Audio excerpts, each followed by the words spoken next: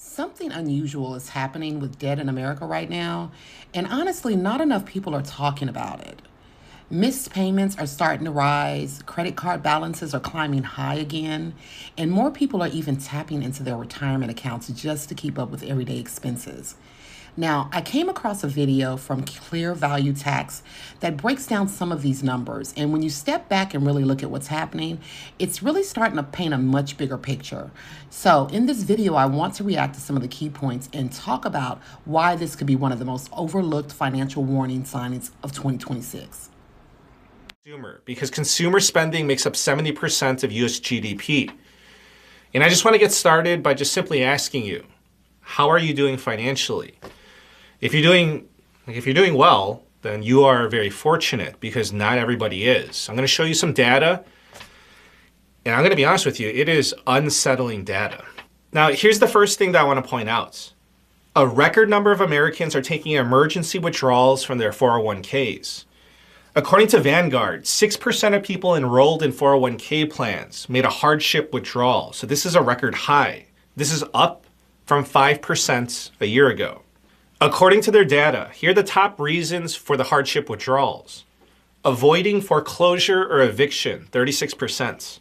Medical expenses, 31%. Tuition, 13%. Home repairs, 11%. And buying a home, 5%. Now, the problem is that when people raid their retirement account money to cover expenses for today, of course it's going to rob them of money that they're going to need in the future. Like, I understand, yeah, you need the money now, but then again, you're also going to need the money in the future, right? But I mean, I get it. Life happens. Like, you need the money, you need the money. Like, what can you do? I understand. But if you took a hardship withdrawal, I know you know that that's bad, but you really have to figure out, like, you really got to figure out the situation and, of course, not neglect your retirement account money. So listen, I want to show you this. According to the AARP, right now, 7% of retirees are returning to the workplace due to financial needs. And this is a record high. This is up from 6% a year ago. And at that time, 6% was a record high. 48% of returning retirees said that they're unretiring because they need the money and they have a poor economic outlook. 41% said that they need to go back to work because the cost of daily living is just too high. And 11% said that their primary reason for unretiring was because they're bored and they just want to stay active. Now, moving on, consumer credit card debts hit a record high of $1.28 trillion in the US. And this is data coming from the New York Federal Reserve. This is up by 5.5% compared to a year ago. Currently, about 170 million Americans have credit cards. 60% of credit card users carry a balance from month to month. And the average interest rate on a credit card is currently at 20%. Now, I want to show you the stats. And this is a research report coming from the Federal Reserve. And this goes up to the end of 2025, so they go by quarters. It was published in February of 2026. One of the more concerning trends right now is that more Americans are withdrawing money early from their 401k retirement accounts just to cover expenses. Now, you know retirement accounts are designed to grow over decades. So when people start pulling money out early, a few things can happen. One, they lose years of compound growth. Two, they often have to pay taxes on all that money. And three, sometimes they even face early withdrawal penalties. So in many cases, people are sacrificing long-term financial security just to stay afloat in the short term. Now, another major factor in this conversation is credit card debt. Balances have been rising again, and interest rates on many credit cards are sitting somewhere between 20 and 30% right now. And that's where things get tricky because a lot of people think that or believe that making the minimum payment means they're making real progress on their debt. But with interest rates that high, sometimes that minimum payment barely touches the actual balance. So let's listen to the rest of the video. So now I want to show you how the delinquencies are going. The credit cards are represented by that dark blue line. And notice how it was at 4% in 2022. And now it's doubled to 8% by the end of 2025. And if you take a look at that yellow goldish line, it's not as bad as it was during the housing crash of 2008, but as you can clearly see, it's rising. But what catches the eye, clearly, is the red line. The red line is student loan delinquencies. And this chart goes back all the way to 2003. And just take a look, it's almost off the chart. And now let's shift over to serious delinquency, which is 90 days or more. And look at how bad student loans are. This is just crazy. More than 42 million Americans are in student loan debts. And the data I showed you from the Federal Reserve, that was going up to December 31st of 2025 because they report quarterly. But according to the most recent data, as of February, approximately 25% of student loan borrowers are now delinquent.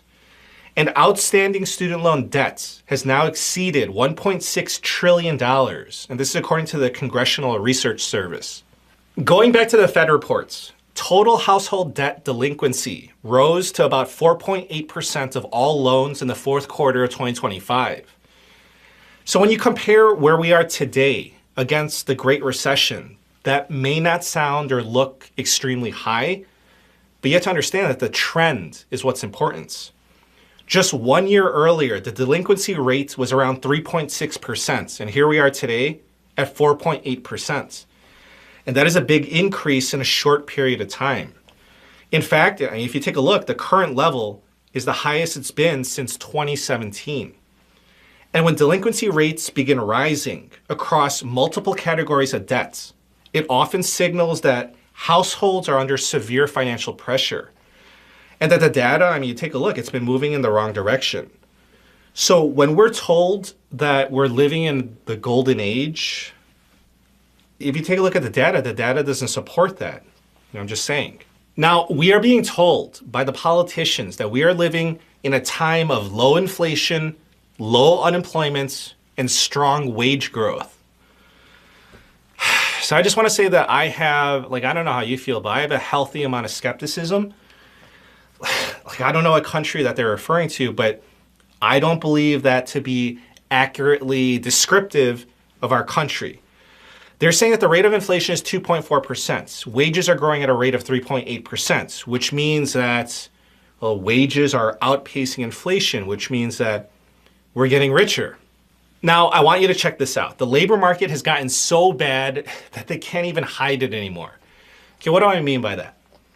What I mean is that usually they'll just throw out an inaccurate number like, the US labor market added 50,000 jobs in February. And then a month later, they'll quietly revise it down and they'll say something like, the labor market actually lost jobs in February. That's their MO. But the situation has gotten so bad that their initial number was negative in February, 92,000 jobs lost. But I'm telling you, you just wait. They're going to revise that number and it's going to probably come out to be much worse. But I want to show you this. Look at wage growth over the past 4 years. It's clearly going down. That is the trend. And look at the rate of unemployment over the past 4 years. It's clearly going up. That's the trend. Now, I want you to realize that an unemployment rate of 4.4% is historically extremely low. This is the unemployment rate for the past 80 years. And if we're this low, 4.4%, then from my point of view, there's nowhere to go but up, which is a bad thing. So I showed you the delinquency trend. You saw the wage growth trend. You're looking at the unemployment rate trend. And I just want to say that if we as Americans are not thriving in this environment of low unemployment at 4.4% and a low rate of inflation at 2.4%, then I think that we're going to be in trouble a year from now. Listen, all I'm saying is that if this is the golden age, then I don't even want to think about what the non-golden age is going to look like. And the trend says that's where we're going. That's how I'm interpreting the data. You saw the data. You can let me know what you think. Okay, but I do want to point out a bright spot. So it's not all bad news. Something that's helping temporarily is the larger tax refunds that we're seeing due to President Trump's tax code changes in the One Big Beautiful Bill. About half Americans have filed their taxes so far. The average tax refund is approximately $3,800. And that's an increase of 8.8% compared to the prior year. So I'm sure that that's been very helpful to millions of Americans, but once that money's used up, that temporary financial lifeline is going to be used up, and it's, I guess, back to the financial pummeling. Okay, listen, I want to share my opinion with you. We have millions of Americans that are struggling, evidenced by the rising debts and delinquencies. From retirement plan hardship withdrawals, that's at a record high, to the inability to pay student loans to credit card debts. It is my opinion that all of this is happening because wages are not keeping up with inflation. But you might ask, Brian, what do you mean? Inflation is at 2.4% and wages are growing at a rate of 3.8%. So wages are growing faster than inflation. Listen, it's my wild assumption that the government data is unreliable, which is a nice way of putting it. It's a euphemism. Anyways, wages are not keeping up with inflation, but why is that happening? It's because of all the money printing by the Federal Reserve. If you're going to blame anyone, your number one suspect may be the politicians, but it's actually the central bankers as the root, the source of the problem. And the reason why I say that is because the politicians wouldn't be able to spend excessive amounts of money if the Federal Reserve refused to print the money for them to spend. Anyways, that's the current status, the financial health of US consumers. It's not good. I show you the data and the trend is going in the wrong direction. I know that this is not the most uplifting video, but one of the biggest things highlighted in this video is that missed payments are starting to increase across multiple types of debt. We're talking about credit cards, personal loans, and other financial obligations. Now, economists actually pay very close attention to this because missed payments are often one of the first signs that households are under financial pressure. When people start falling behind on their bills, it usually means their income just isn't stretching as far as it used to. And when this starts happening across the country, it can signal that, harder times are ahead. And then we have the student loan situation. When student loan payments restarted, millions of Americans suddenly had another bill added back into their monthly budgets. Now, imagine someone already juggling rent, groceries, car payments, and credit card balances. This suddenly, then all of a sudden there's another few $100s per month that gets added to the mix. That kind of financial pressure is exactly where we see missed payments increase within this system. And another piece of the conversation that doesn't always get enough attention is the income instability. When someone loses their job or their hours get cut, the bills don't pause. Rent is still due, groceries still need to be bought, car payments still exist. So what do many people do to get through that period? They turn to their credit cards. And while that might help temporarily, it can quickly turn into long-term debt if the situation lasts longer than what's expected. So when you start putting all these pieces together, rising debt, missed payment increasing, people tapping retirement accounts, high interest rates, student loan pressure, it paints a picture of households that are financially stressed. And this is exactly why financial education and financial strategy matter so much right now. Because when the economy tightens, the people who understand how to manage credit, reduce debt, and build assets are the ones who tend to navigate these periods much better. But I'd like to really hear your perspective on this. Are you seeing more financial stress within your household or in the areas that you live? Is it credit cards, student loans, or just the overall cost of living? Let me know down in the comments. And if you do enjoy conversations about money, the economy, and financial strategies, make sure you subscribe because we talk about this kind of stuff here all the time. Thank you, and I'll see you in the next video.